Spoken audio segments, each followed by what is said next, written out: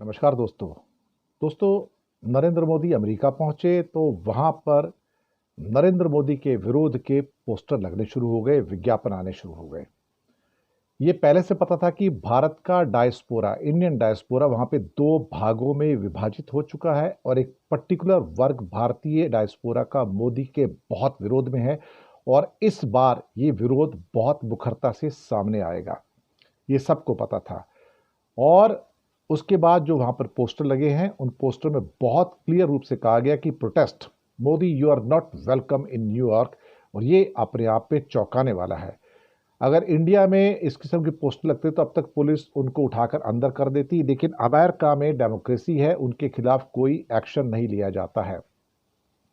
Bharatiya Janata party ने ये जो विरोध प्रदर्शन भी होने जा रहे हैं, जो सुनने में आया कि काले झंडे भी उन्हें दिखाए जाएंगे जब वो वहां पर एक बड़ी मीटिंग के लिए आएंगे, इंडियन डायस्पोरा को अटेंड कर लेंगे, वहां पर प्रोटेस्टर्स आपको नजर आएंगे काले झंडों के साथ या इस किस्म के प्ले कार्ड के साथ में।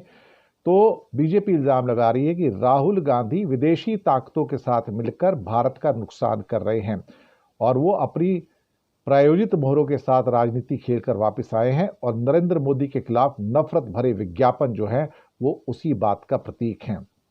प्रोटेस्ट, मोदी जी न्यूयॉर्क में आपका स्वागत नहीं है, एक दशक के दमन के खिलाफ आवाज उठाइए, ये पोस्टर में लिखे गए हैं। और कहीं ना कहीं 22 सितंबर को जो Nassau Veterans Memorial Coliseum Long Island में प्रधानमंत्री के दौरे का आयोजन किया गया है, इस पोस्टर को आपत्तिजनक भारतीय जनता पार्टी बता रही है। लेकिन भारत में होता तो अब तक एक्शन होता था, गिरफ्तारियां हो जाती थी, जेल में डाल देते थे, नेशनल सिक्योरिटी एक्ट या यूएपीए लगाते थे, लेकिन ये अमेरिका, यहाँ पर वो नहीं हो सकता है। वो कहते हैं ये एक नफरत भरा विज्ञापन है। अब मुसीबत ये है कि क्या उसके बारे में कुछ कर सकते हैं? क्या अमेरिका उसको कंट्रोल कर सकता है? बिल्कुल नहीं करेगा, कभी भी नहीं करेगा। अमित मालवीय लिखते हैं कि हर बार राहुल गांधी विदेश जाते हैं तो सबसे विभाजनकारी और भारत विरोधी राजनीति में लिप्त होते हैं, जिससे एजेंसियों के साथ गठजोड़ करना और भारत के हितों के खिलाफ काम करने वाली ताकतों के साथ सहयोग करना शामिल है।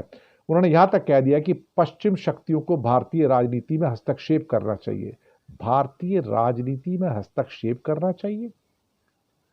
भैया जी क्या कह रहे हो? पश्चिम शक्तियों को भारत की राजनीति में हस्तक्षेप करना चाहिए? मालवीय कहते हैं राहुल गांधी को याद रखना चाहिए कि वह भारत में राजनीतिक प्रासंगिकता की तलाश कर रहे हैं और भारत की जनता समय आने पर उचित जवाब देगी। वैसे मालवीय जी, आपकी पार्टी को तो जनता जवाब दे चुकी है 240 पे लाके, अगली बार आप 40 पे आ जाएंगे, इसमें कोई शक नहीं है। और अभी और बहुत सारे प्रोटेस्ट मोदी को वहां देखने को मिलेंगे। अब उसके बाद वो दांत भींचे या मुठ्ठियां भींचे, उससे कोई फर्क पड़ने वाला नहीं है। उनको आखिरकार दुनिया भर में इस प्रोटेस्ट का सामना करना ही पड़ेगा। और अब उनके जाने का वक्त है, तो दिया जब बुझने का होता है तो फड़फड़ाता है, वही मोदी की हालत है।